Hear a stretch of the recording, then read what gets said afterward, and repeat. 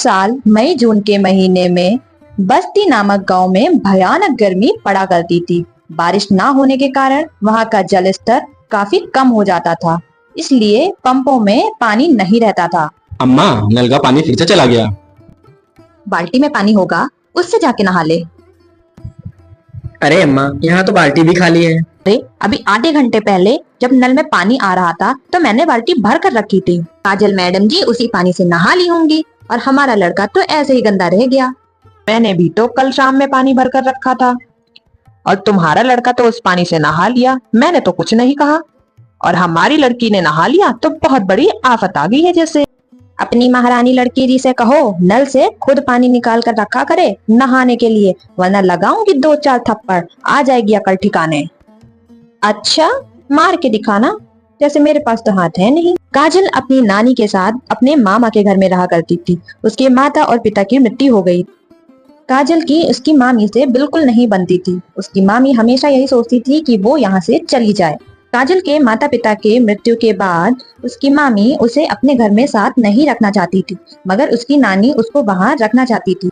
रात को जब काजल के मामा घर लौटते हैं तब उर्मिला सारी बातें अपने पति को बताती है। आज तो आपकी भांजी मुझसे लड़ने को तैयार हो गई थी। मैंने उससे बस इतना ही कहा था कि कुएं से पानी आज तू निकाल ले, बस महारानी जी चिढ़ गई और लड़ने लगी। वो तो ये कहो राजू घर पे था, उसने कुएं से पानी निकाल कर मुझे दिया। माँ ने कुछ नहीं कहा। वो तो बस काजल की ही तरफदारी करती हैं, उन्हें मैं कहाँ अच्छी लगूंगी।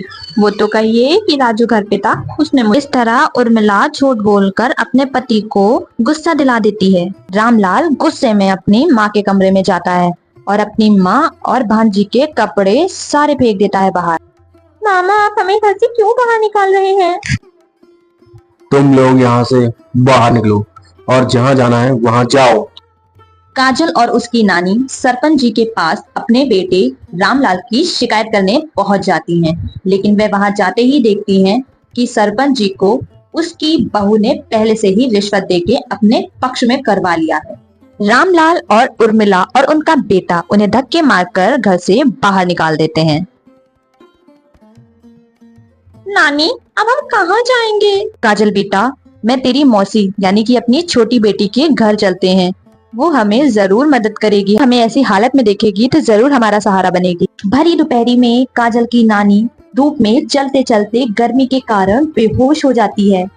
काजल इधर उधर पानी खोजने के लिए चली जाती है, लेकिन उसे कहीं भी पानी नहीं मिलता। आसपास सब का सब सूखा ही पड़ा था। वह कोशिश करती है कि उसे शायद ही कहीं पानी मिल जाए, लेकिन नहीं, उसे पानी तो कहीं दूर दूर तक नजर ही नहीं आ रहा था। लेकिन उसने हार नहीं मानी, वह और आगे बढ़ती चली गई जब तक उसे पानी का कोई स्रोत न दिखे।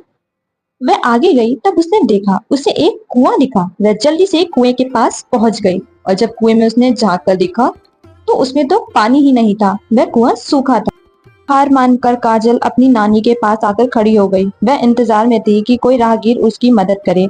तभी एक लड़का वहां से गुजर रहा था।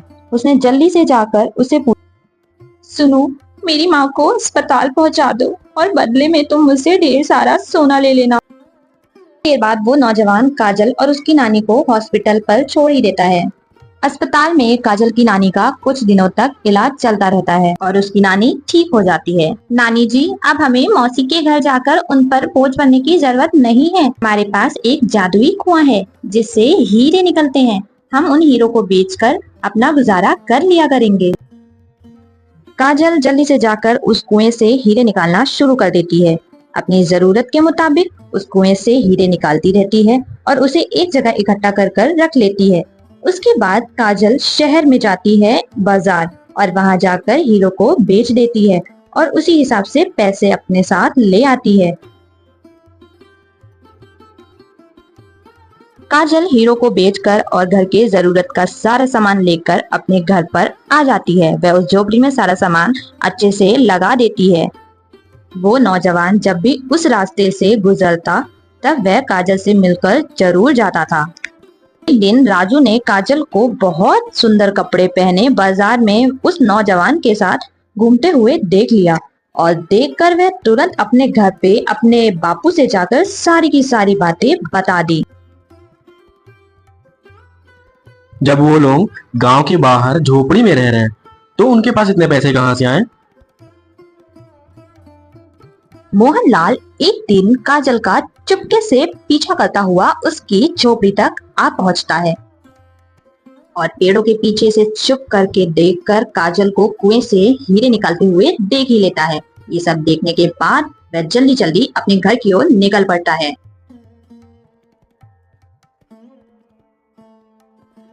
अरे ये बैलगाड़ी से आप कहाँ जा रहे हैं? जरा मुझे तो बता दीजिए, इतनी रात में आखिर आपको जाना कहाँ है? काजल की झोपड़ी के पास एक कुआं है जिसमें से हीरे निकलते हैं। आज रात हम बैलगाड़ी तैयार करके वहां जाएंगे और वहां से उस कुएं का सारा हीरा ले आएंगे। रात में रामलाल और उसकी पत्नी और बेटा काजल की झोपड़ी के पास चले जाते हैं। जब वो तीनों वहां पहुंचते हैं तब उन दोनों को सोता हुआ पाकर जल्दी जल्दी कुएं में खुदाई करना शुरू कर देते हैं। कुएं में पड़ा हुआ सारा का सारा हीरा निकाल लेते हैं और जल्दी जल्दी अपने बग्गी में लेते हैं। तुम और कुछ लाई हो हीरे भरने के लिए? अरे अब बस करिए, इतने हीरो का क्या करेंगे आप? इतने बहुत हैं, वैसे भी इतने भरने में तो आफत आ गई है। बस अब घर चलिए। रामलाल का परिवार बैलगाड़ी पर हीरो का भार रखकर अपने घर की ओर निकल पड़ता है।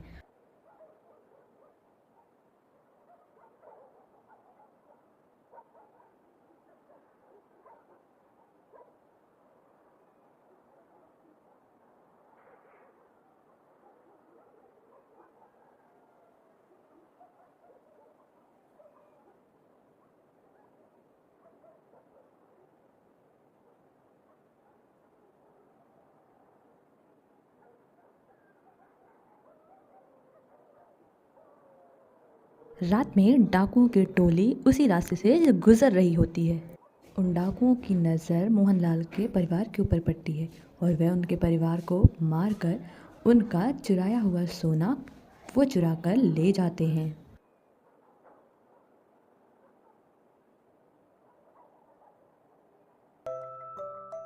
उधर काजल की शादी उस नौजवान से हो जाती है और वह बहुत अच्छी लाइफ गुजारने लगती है।